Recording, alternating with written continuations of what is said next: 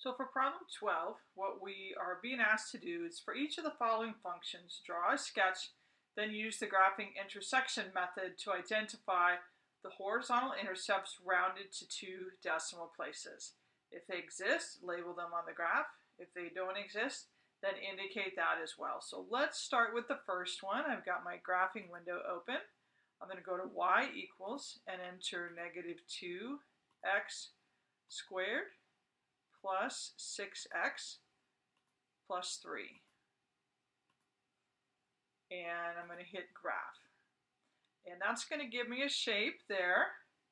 And I'm going to go ahead and just put that on my graph here. Just something similar to that, as close as possible. So what I'm looking for is this ordered pair here and this ordered pair here. And the way we find that is we go back to our calculator, be sure that we have y2 entered as 0. So what we're doing is solving the equation -2x squared plus 6x plus 3 equals 0. We're going to have our calculator help us do that. So I'm going to use my second calc number 5 process and go through the steps there to find the first intersection, which is on the left-hand side. Now we're going to go ahead and round that to 2 decimal places, so that's -0.44, comma 0. Now I'm going to do that process again, and let's see what happens. If I were to run this through again and not change anything, I'd come up with the same intersection.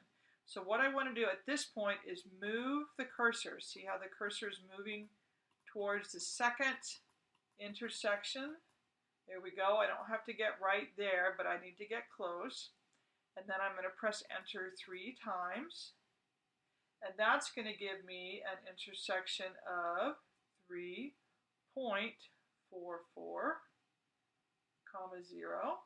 So those are my horizontal intercepts. So I'm going to go ahead and rewrite those over here so you can see them better. The left one, -0.440. The right one, 3.440. So let's see what happens with function g of x. I'm going to go back to y equals. I'm going to clear my y1 and enter x squared minus x plus 2.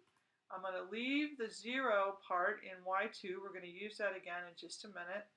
I'm going to press graph just to be sure, and that graph does not cross the x-axis. So I'm just going to draw its shape right here. And what we say is there are no horizontal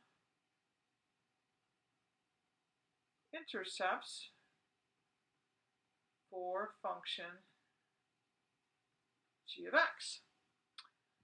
Let's go on to part C. We'll go back to y equals, clear the equation in y1, and then enter x squared minus 6x plus 9. And again, I'm going to graph.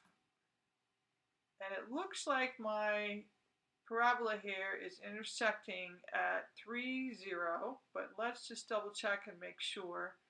I'm going to run my second calc process, number 5, and then press enter 3 times. And indeed, the vertex of the parabola does sit on the x-axis, and we're going to label that. Draw that here. That's not a good graph. Let's see if I can do a little bit better. Marginally better. Intercept here, horizontal intercept, 3, 0. Go over here and write that in just for emphasis. So we have only one horizontal intercept. This parabola just touches the graph, touches the x-axis here. And therefore, we just have one horizontal intercept.